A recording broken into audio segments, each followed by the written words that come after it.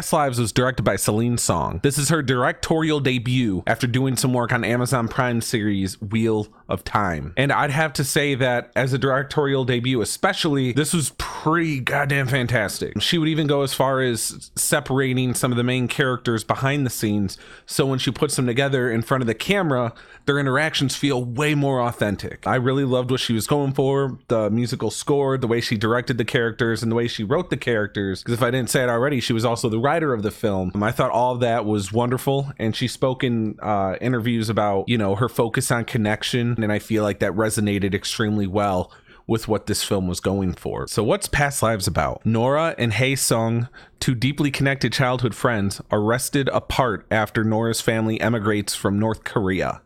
20 years later, they are reunited for one fateful week as they confront notions of love and destiny. Minor spoilers, but I'm going to go into the characters and some of their motivations here.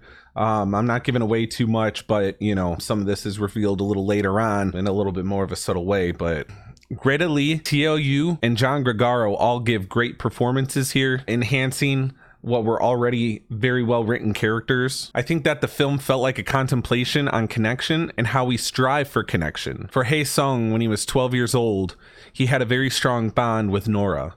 So in his mind, the connection was that feeling he had when he was 12, and he had this person that he shared a close bond with.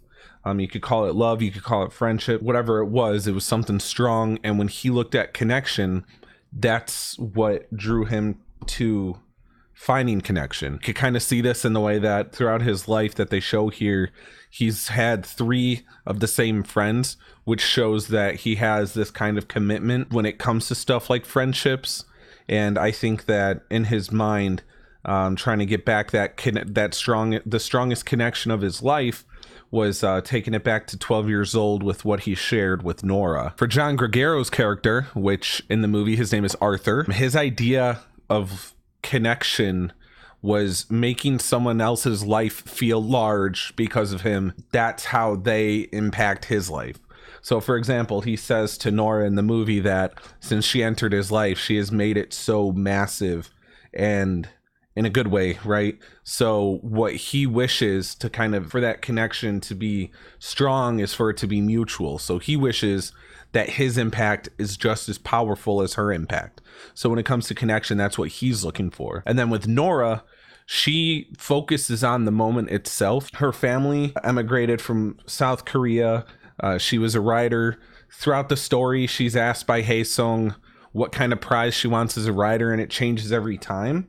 I think that's a great reflection on how she perceives connection, which is to say that she doesn't focus on like ambition in like the long run or identifying anything in the past. She focuses on the moment itself. So her and her husband might be talking about stuff. He might be, you know, showing his insecurities for their love. And then she was just like, you forgot one thing. I love you, and I'm laying here with you right now. Because to Nora, that's the strongest connection, is the tangible connection. And I think that that's evident throughout her arc in this story as well. She mentions this phrase called in yun. It's a phrase used, it comes from Korea, to mean a connection as a result of past lives allegedly spent together. Something to that effect. The movie, I'm not going to take it away from the movie. The movie explains it much better than I explained it, but this phrase in yun becomes essentially the foundation of the whole film's exploration of connection. And I feel like they do it in such a great way because it's not only romantic, it comes up in another capacity as well. And I think that was important, that this film isn't really focused on the romance side of connection, but just connection, like what connection means, at all. There's this one conversation that I loved between Hae Sung and Nora. They're going for a walk. This is 20 years later, and she's talking about her marriage. He's talking about his ex-girlfriend, and he asks her if they fight. She says yes, they do fight. And he asks her, why do they fight? And she had this really great quote where she likens marriage to 2 trees being planted in the same spot, and basically the fighting that happens is just, you know, these 2 individuals just trying to place their roots. So naturally, you're trying to grow in the same spot. You're going to have that pushback. You're going to have that friction. But, you know, the relationships, the connections that actually survive and thrive are ones where they find a way to I guess, interweave their roots compatibly with each other. So I really like that metaphor. I felt it captured, at least from a marriage perspective. I think not a lot of movies could capture that. And this movie did it brilliantly. I believe that this is one of those films that sticks with you after watching it, because it did to me, absolutely. I was walking around the airport just full philosophical, just like not even in my head, right? Just dissociating myself and like just noticing every little detail around me. Because it's one of those movies that like I wish I saw it in the theater, because this is a movie I'd see in a theater and then you go for a long walk afterwards.